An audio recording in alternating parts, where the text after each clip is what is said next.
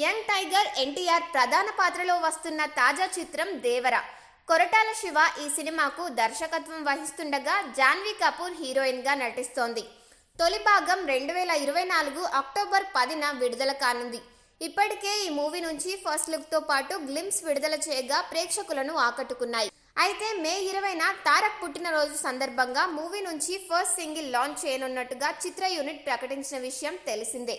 తాజాగా దీనికి సంబంధించి ప్రోమోను విడుదల చేశారు మేకర్స్. అనిరుద్ ఈ సాంగ్ ని పాడినట్టు తెలుస్తుండగా ఈ ప్రోమోలో ఎన్టీఆర్ సముద్రంలో నుంచి పడవలో వస్తున్నట్టుగా కనిపిస్తుంది. ఇక బ్యాక్గ్రౌండ్ మ్యూజిక్ అయితే ఓ రేంజ్ లో అద్దిరిపోయింది.